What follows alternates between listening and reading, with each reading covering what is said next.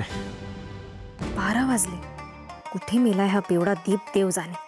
कधी एकदा तो येतोय आणि पुन्हा एकदा तमाशा होतोय हे बघायसाठी माझे डोळे तरसलेत. रात्रीचे 12 वाजलेत. दिवस संपला. माझा तर वेळ वाया गेलाच. माझ्यामुळे तुझा उगीच वेळ वाया गेला. रात्री जागल्यामुळे त्याला काही फरक पडणार नाही. त्याला काही कामं नाहीत सकाळी. आपल्याला काम आहेत ग. झोप बाळा तू झोप. मी झोपतो आता. निर्लज्ज मुलाची वाट पाहण्यात काही अर्थ नाहीये. त्याचे पाय घराकडे नाही दारूच्या गुत्त्याकडे वळले असणार.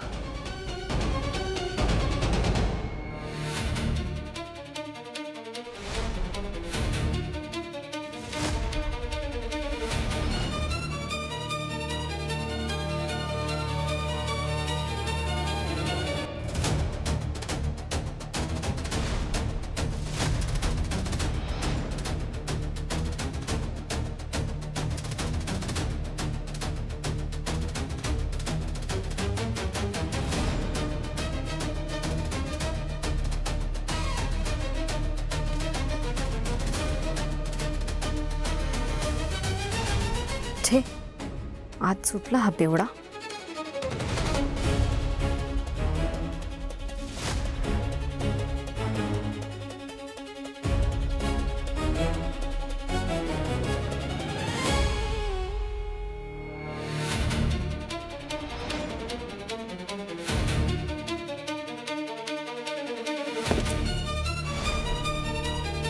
हा आवाज कसला होता? हा, कदाचित तो बेवडा आला असेल.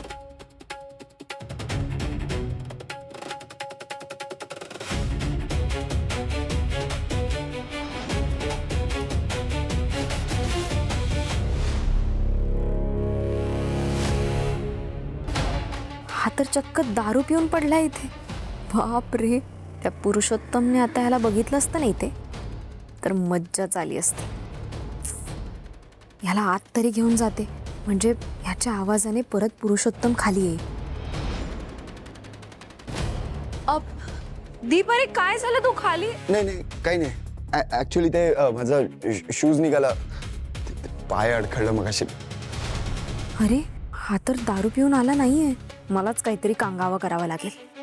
तुम्ही एवढा वेळ जागे होता? ते थँक्यू.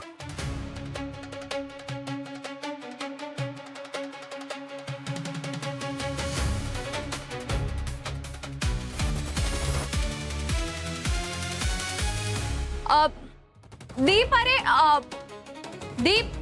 दीप, काय रे? फोन करते तुला मी, फोन उचलत नाहीस. फोन उचलला असतं, बोलत नाहीयेस. काय काय चाललंय? हो बर, इतका वेळ तू घराच्या बाहेर आहेस, काही खाल्लंयस का? भूक लागलीस जर वाढते तुला. आत्या, तू का हायपर होतीस? मी हायपर तेवढं तुला दिसते, पण तुझ्या काळजीने हायपर होते हे लक्षात येत नाही का तुझ्या? मला सांग आधी, तू काही खाल्लंयस का? भूक लागली का? हो, मी खाल्ले. नक्की? तुझी शपथ.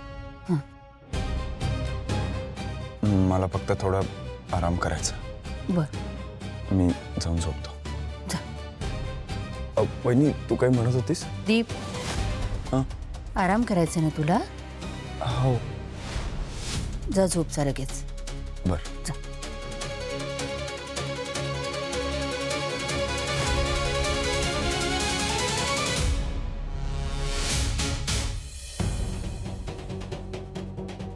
काय झालं असेल तिकडे? पुरुषोत्तम काका आणि दीप एकाच वेळी घरी पोचले असतील का? की दीप आधी जाऊन झोपला असेल? मी कॉल करून बघू का त्याला? नाही, पण म्हणजे मी कॉल केला आणि पुरुषोत्तम काका त्याला ओरडत असतील तर, आणि माझा कॉल आला तर सगळा घोळ होईल. पण असं काही असतं तर ताईने पण सांगितलं असतं ना मला. असो, नाही, तिला पण वेळ मिळाला नसेल कदाचित. मी काय करू? करू का?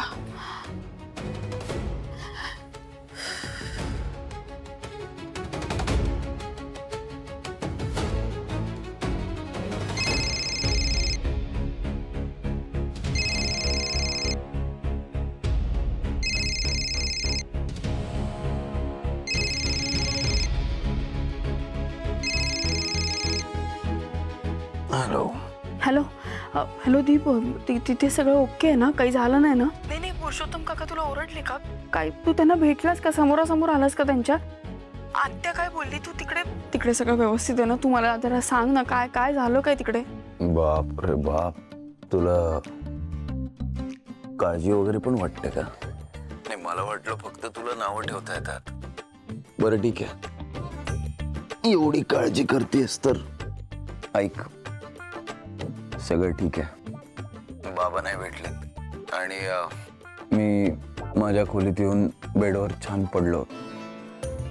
आणि ऐक, उगाच माझ्या काळजीने अस्वस्थ विस्वस्थ होऊ नकोस हा. हे रात्र जागून काढू नकोस. देवाचा धावा बिवा करत असशील, त्यांना बिचारांना पाण्यात वगैरे ठेवलं असशील तर बाहेर काढ.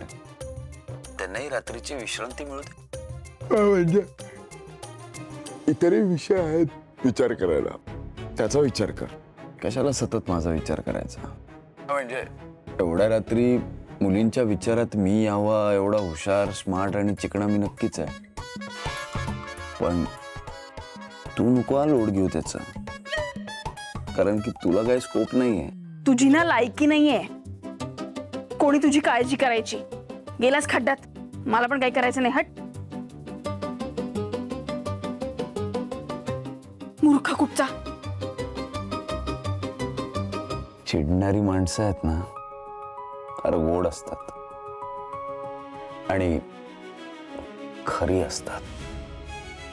आपल्याला काय त्याचं, आपल्याला एवढ्या हेक्टिक दिवसानंतर थोडी एंटरटेनमेंट मिळाली झालं.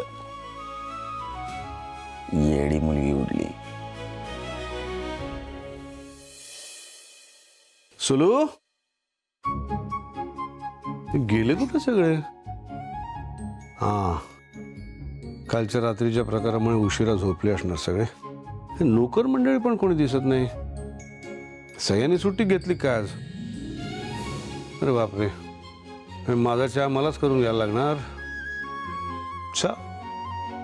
आलिया भोगासी असावी सादर.